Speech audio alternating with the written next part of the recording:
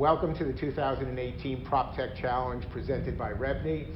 I'm Sandy Jacolow, Chief Information Officer of Meridian Capital, and I'm here with John Gilbert, Chief Operating Officer of Rudin Properties. You know, John, you and I have talked about startups and PropTech for a while, and what's amazing is in 2017, it was $12.6 billion spent in PropTech initiatives. What do you think is driving that basically insatiable demand for technology in the real estate world? I think real estate's been late to the party. You know, we've seen a huge disruption in transportation. We've seen it in other sectors of the economy, clearly social media. And now real estate is realizing that they collect an enormous amount of data every day, and they're not using it in a way that is A, useful, B, valuable, or C, that helps the experience of our customers. You know, it's funny, and you and I have talked about data because it's almost like the new oil, where we are really turning into a data industry. You know, how do you see not only the Internet of Things, but some of the other technology that's out there, you know, with collections of data, changing the way the smart building landscape is transforming? I mean, we look at it very simply in that we need to have three separate conversations with our building, our fans, our pumps, our motors. There has to be a digital conversation. We have to have a digital conversation with our large and medium and small tenants. And then ultimately, everybody who enters our buildings, whether you're a guest, whether you live there or you work there, we need to have a conversation with you. And unless there's a digital interface that ultimately allows that to happen easily and intuitively, it's not going to work.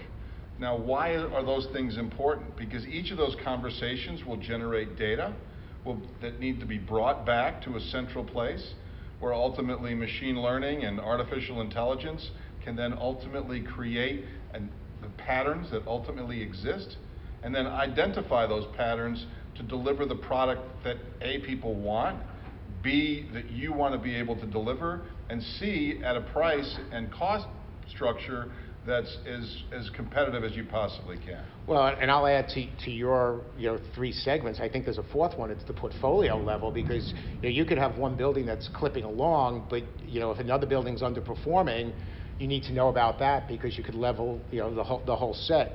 I mean, with the machine learning and predictive analytics, where are some of the biggest pain points that you see right now within your portfolio? Well, clearly we think it's very important to count occupancy, to measure occupancy, count people.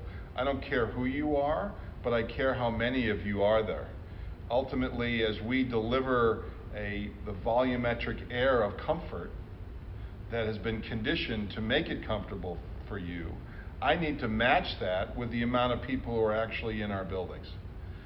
So occupancy, a correlation with fan speed is number one.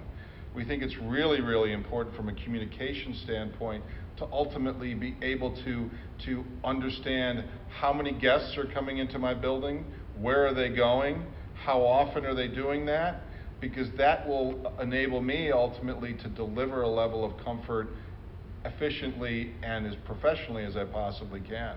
So counting people is huge. I think understanding consumption patterns. Obviously every day of the week is different. Fridays in the summer have a different rhythm than Mondays in the summer, or Mondays in the winter and Wednesdays in the winter. Ultimately, understanding those patterns teach us, as our buildings learn and as our machine learning algorithms teach us to remember and then learn from that memory. That's hugely, hugely important. Well, it also can potentially change how you staff the building, from a security perspective to an engineering perspective. So it's got a much bigger, broader implication of just how you run the building and the ultimate bottom line. You talked about energy a little bit. There are sensors out there that are literally like the size of a quarter that are priced, available now, kind of a dollar a month kind of thing. How do you see capturing all that data playing into the energy procurement side? Because that's really one of the most expensive aspects of running a building.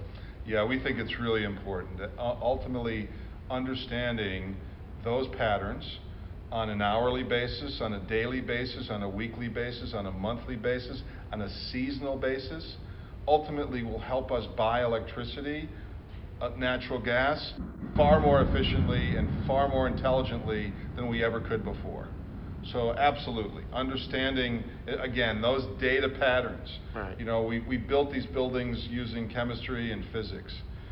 We're now using biology and sociology to run these buildings because we need to understand what that human element is contributing and ultimately how we're meeting that in terms of the experience that we're delivering to our customers. You know, it's funny, a little while ago I was talking to Carla Valverde on the AEC competition. We were talking about interior design.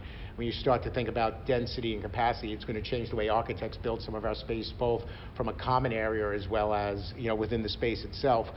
You know, what's interesting about the way we run the building, you've got all these data points. You know, we've got amazing engineering teams running the building, and, you know, I remember the old days when they all used to have, you know, wrenches and screwdrivers were really what they were, you know, kind of had their tool belt on. You know, now it's mobile devices. How do you see visualization and technology and innovation helping them run the building more efficiently, to provide a better level of service at the end of the day for our tenants and residents? Great question. It's all about bringing the engine room out of this pocket stuck somewhere in the middle of the building, surrounded by fans and pumps and chillers and motors, onto a screen that can be viewed anywhere mobily or on a PC. Sure. We really need, once you see that data and you see those patterns, ultimately that data jumps out at you and it becomes clear visually, and then ultimately operationally we can use that data to be useful and have utility. You know, and as an owner of the building, you know, what are some of the things that you look for so that this way the developers who are trying to think about solving a problem, you know, what is it that you want them to deliver to you in a clean, easy dashboard? What are some of the metrics? Well, clearly a savings calculator. If you don't know where you were, where you started, you don't know where you are relative to where you are today. Right. So we think it's very important, ultimately, whatever you take as your benchmark, to be able to then measure real-time data against that benchmark. Am I doing better? Am I doing worse? Am I doing worse than yesterday? Am I doing better than the week before? Very, very important.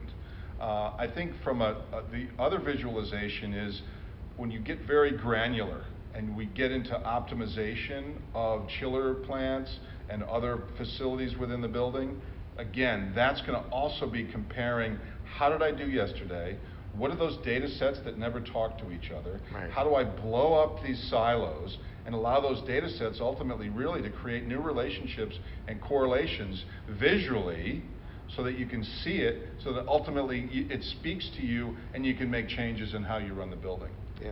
Well, I even tell you, you know, I live in a high-rise building, and some days I wait for an elevator for a few minutes, and we all do in office buildings.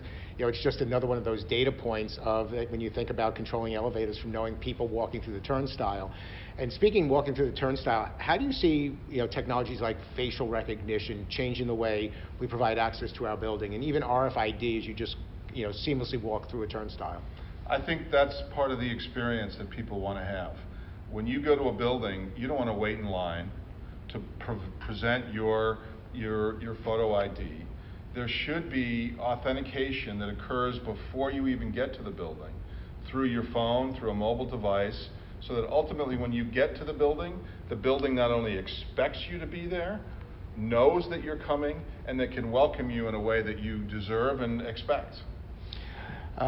With all the things that we're talking about, and it's a broad, you know, we've touched it at a really high level, from the developers that are out there, one piece of advice can you give them as they're thinking about creating solutions to solve some of our challenges today?